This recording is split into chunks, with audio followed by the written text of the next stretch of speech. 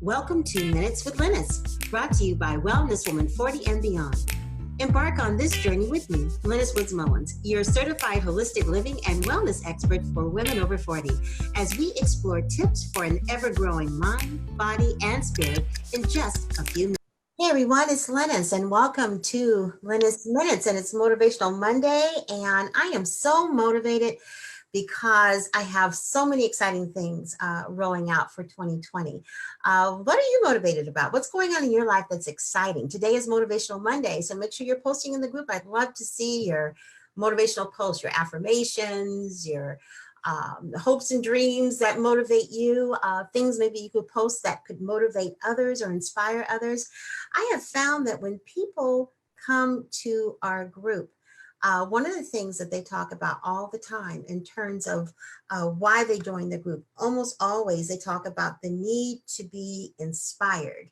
So I hope that today's Lynnis Minutes, it's going to be a sharing is caring segment, will inspire you to really to take hold of your wellness. We have with us today one of our fellow wellness women. Remember, I'm always telling you, if you want to come on to a sharing is caring segment, just message me and let me know and we'll put you on. So today we have with us Holly Snyder, and she is a safe beauty and wellness advocate. And the thing that made me reach out to her, she didn't reach out to me, I reached out to her, was that I thought her story was so compelling. She'll tell you her story, but just to paraphrase, she had some health challenges. And like I talk about all the time, she decided to become her own advocate and to advocate for herself, to find out what was really going on with her health. And in the process of that, something that could have been really negative turned out to be really positive. And that's what I want to have Holly share with you. Holly, thank you so much for being on Lynnis Minutes. It's wonderful having you here today. Well, thank you for having me. I'm really excited. I'm blessed. Well, thank you. I feel blessed to have you. I think your story is so powerful. So tell us about what happened and what caused you to decide to become a safe beauty and wellness advocate. So I've had health issues most of my adult life. And I felt like I was going from one misdiagnosis or one, we don't know what's wrong with you, to the other. And my last one, they found by mistake almost, I had been diagnosed with fibromyalgia. And because I had just random pains all the time. And so I thought that was going to be my new normal. Right. And so I was kind of like, okay, well, it is what it is. That's my life. I'm kind of used to having these weird health issues. Well, I had a back surgery, and when they were prepping me for the back surgery, they found that my potassium was really, really low. So then they referred me to an endocrinologist, and the endocrinologist said that my parathyroid, which I knew I had issues with the endocrine system before, but I thought it was tied to my kidney stones because I had a surgery to remove 30 kidney stones from each kidney. So I knew I had kidney stones and I knew I had endocrine issues, but I didn't know how it related to the parathyroid. So my doctor said, she said, I don't even think you have fibromyalgia. I think what is happening is your parathyroid gland is overproducing the hormone and it's sucking the calcium out of your bones, creating the kidney stones, and then you're having to have the surgery to do the kidney stones. I think if we take out your parathyroid glands because you have all this extra hormone, it's going to fix your pain. Well, I wasn't on my functional health wellness journey yet. So I'm like, what are my options? She said, you don't really have an option. If you don't do this, you're going to have osteoporosis by the time you're 50.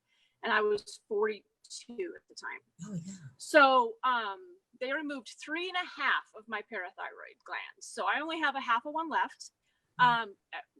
While I was in the hospital, the nurse said, I really wish I knew what was going on. And I'm like, what do you mean? And she said, I prep women in your age group, 40 to 50, all day long, every day for thyroid and parathyroid surgeries. It was in Denver that I had my surgery. And that got me thinking, that's not normal. That's not normal. God didn't create our parathyroid and our thyroids to just stop working at our age of between 40 and 50. So I started thinking about, what I could do. And then a friend of mine reached out to me about you need to check out your ingredients. And I had been using a beauty brand for 20 years. I was still under the impression that if things are on the market, that it's safe.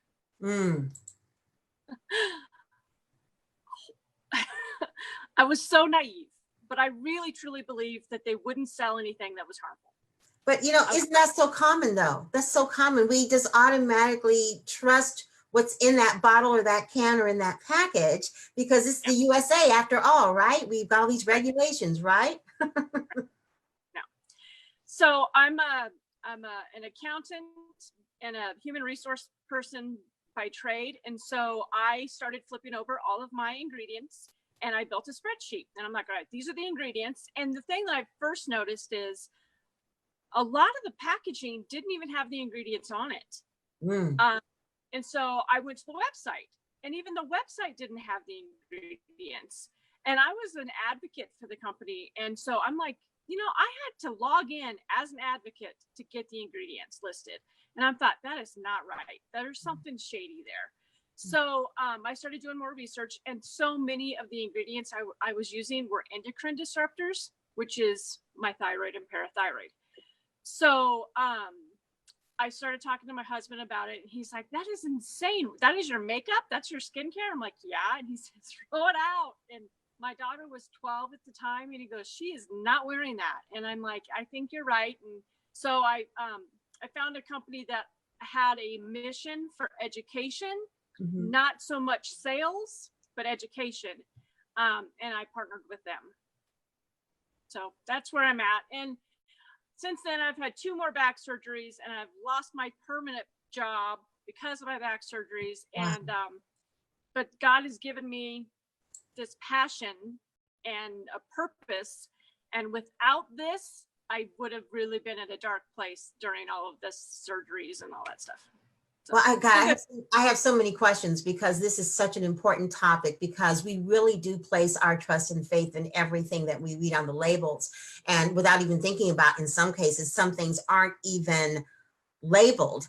And then when you come to the whole organic industry, which is not regulated, you really have to educate yourself on what's really organic and what's not. I can almost tell you unequivocally, if it's processed, maybe the ingredients they used were organic initially, but that product is no longer organic because it's not in its original form. It doesn't mean that it's not good for you. It's just that it means it's been processed. And when something is processed, it has less of a less of a punch than it would have had you got it in its original forms. That's kind of like a rule of thumb right there.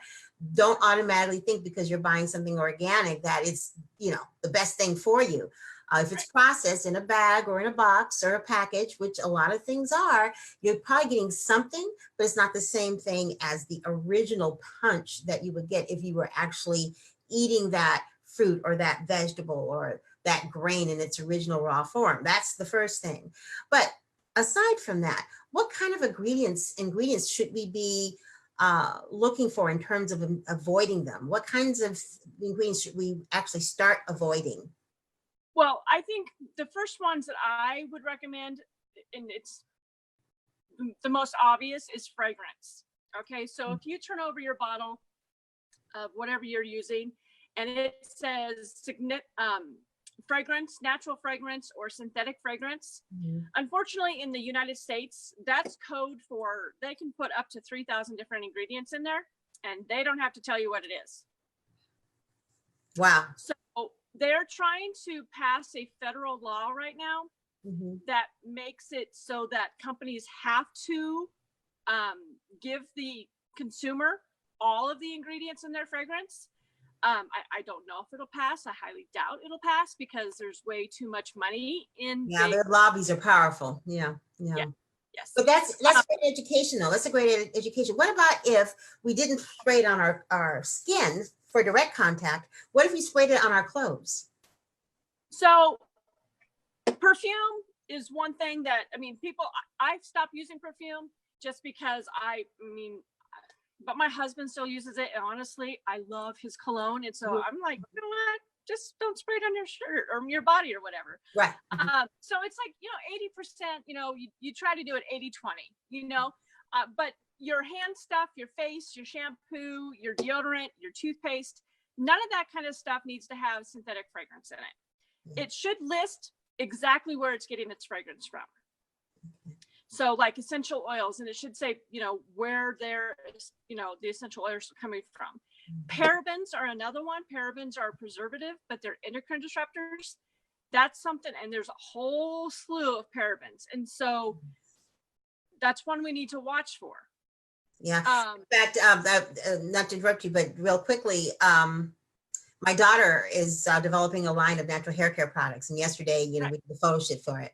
And one of the things that she's just anti-paraffin, of course, and one of the shampoos that she uses has no paraffins in it at all, because there are some out there. She created her own, but she had to really research to find those ingredients. Now, I personally, I didn't start shampooing my hair again until I started using her product, because I just stopped.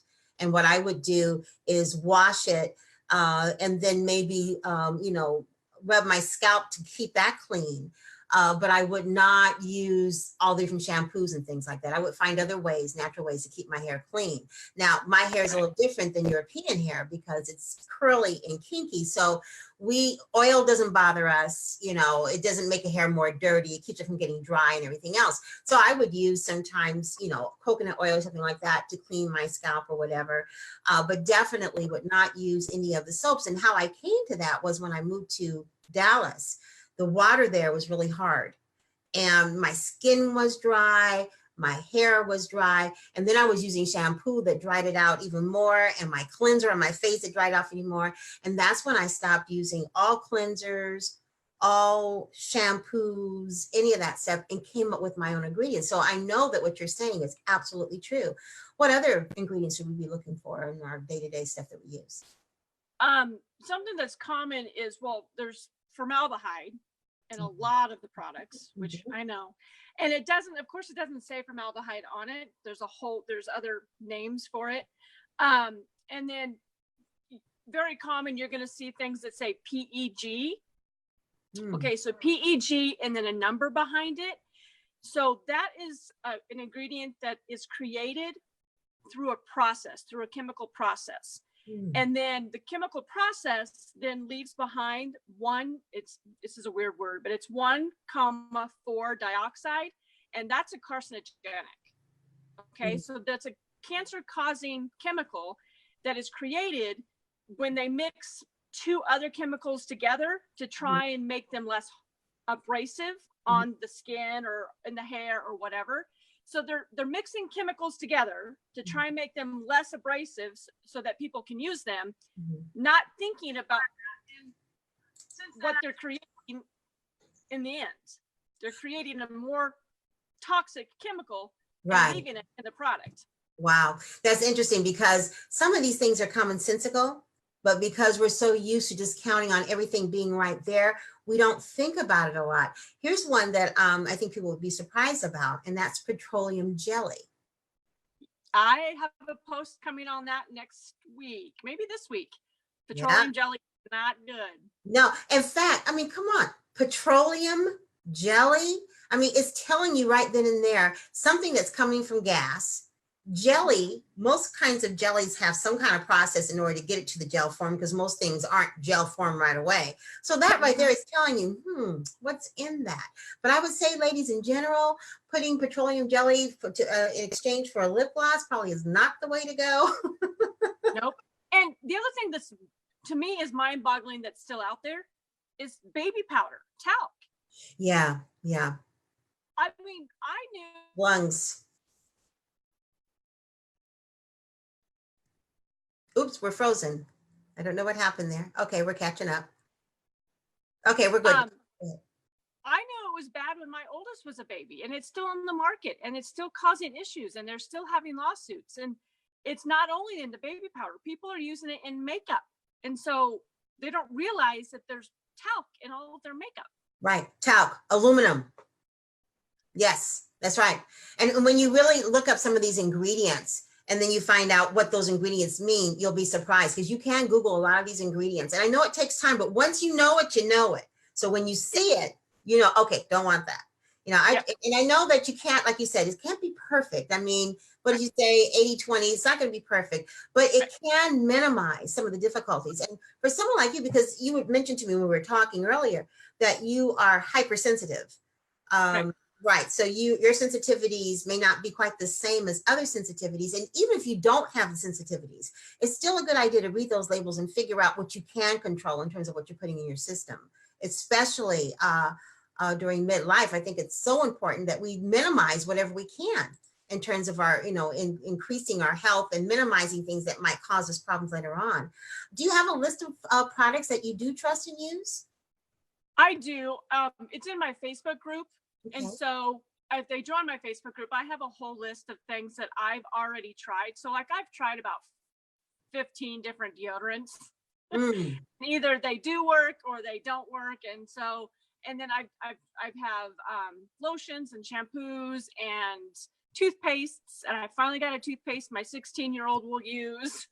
Okay. So what I'm going to do then is I'm going to put it in the group, your link to your group, because you've got some excellent information in that group. I'll make sure we do that.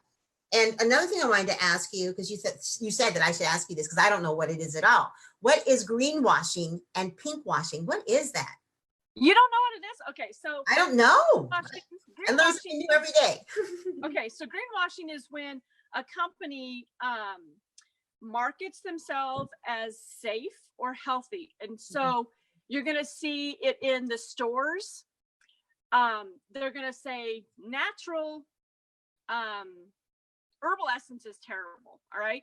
So it's going to say, like, they started making a shampoo bottle that says that it's made out of ocean plastic. We froze again. Doesn't sound good. Oops, you're frozen again real quick. We're having some connection issues, people. I don't know why, but it's live and it's internet, so sometimes the connection's unstable. Okay, there we go. So they have a bottle that says that they're made out of ocean plastic. Yes. But in reality, it's 3 layers of plastic, because in order for the outer layer to be ocean plastic, they have to put 2 additional layers of plastic inside the bottle. So it's actually more plastic than the original bottles, but they wanted to be able to market to the consumer that they're ocean plastic, so that the consumer thinks, oh, I'm going to buy this bottle because they're using ocean plastic. So they're recycling the plastic. Completely marketing. It's all marketing. And so some companies will say that they're paraben free. So I'm going to say, oh, well, that must be a toxin free company. It's not a toxin free company. They just maybe only don't use parabens, but they'll use everything else. Right.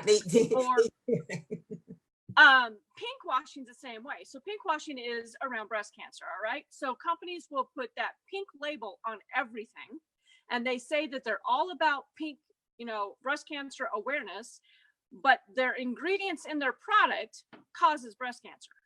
So there's no regulation that's regulating them from putting this stuff on there. There's no laws that say, so they go ahead and they take the pink ribbon and put it on their product. Yeah. That's criminal.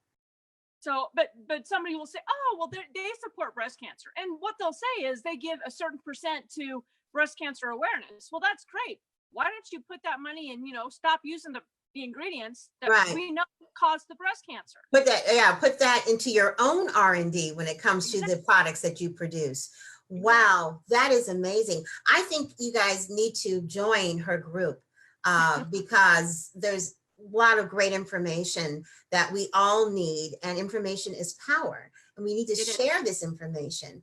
I was thinking some of this is commonsensical, but we don't allow ourselves to process it all the way. But think about it. Organic tortilla chips. Really? I don't know what tree or plant grows a tortilla chip. When you find it out, let me know. Now, that's not to say that it's totally bad for you. Maybe they're using Himalaya salt, or maybe it's non-GMO corn that they're using. I doubt it. I don't know where you can get a tortilla tree, but let me know.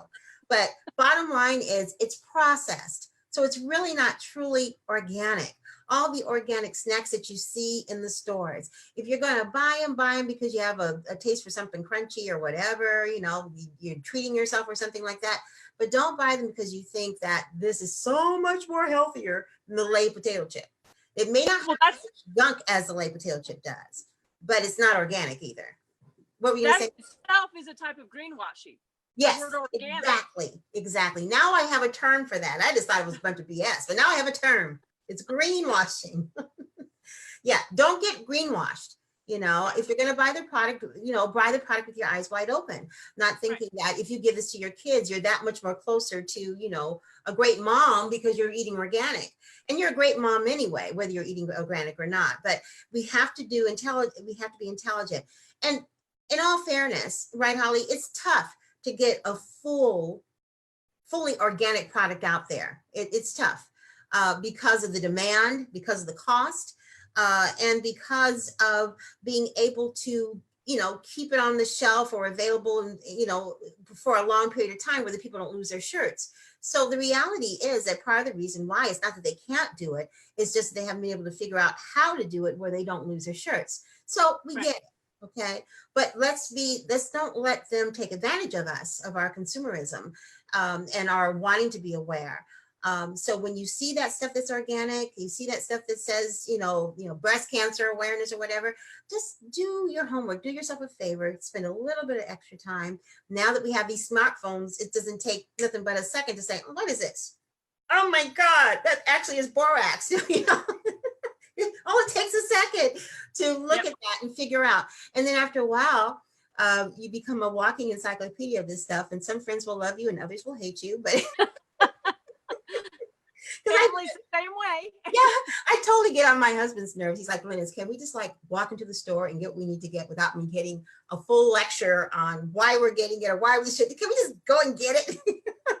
But what happens is, you know, knowledge is power, and you start getting more information, and it's like all of a sudden, it's like the Matrix. All of a sudden, you're living outside the Matrix, and you're aware of all this stuff.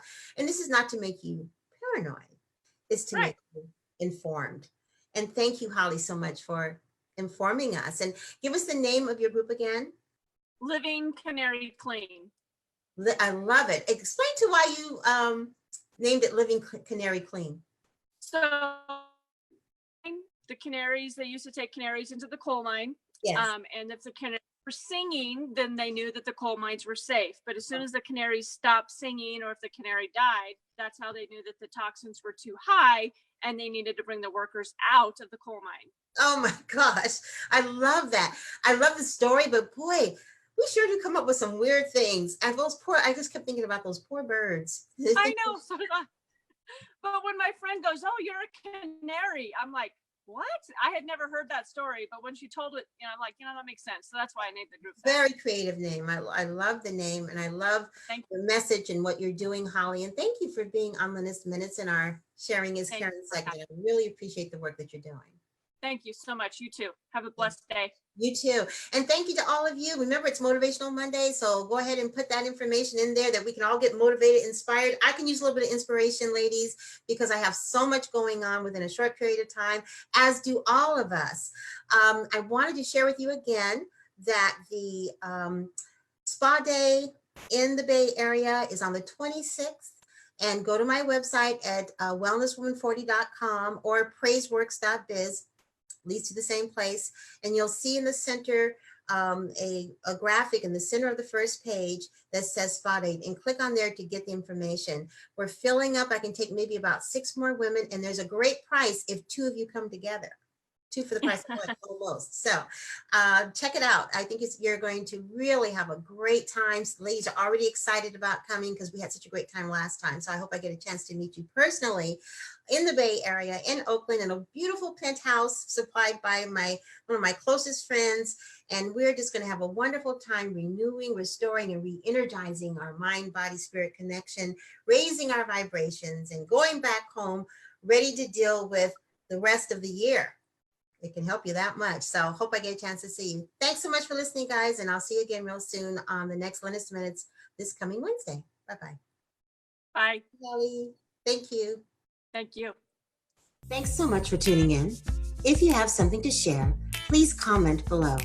For more Wellness Woman videos, be sure to click the subscribe button below and check out my Facebook group, Wellness Woman 40 and Beyond. But most importantly, don't forget to love yourself and educate, encourage, and empower your mind, body, spirit wellness.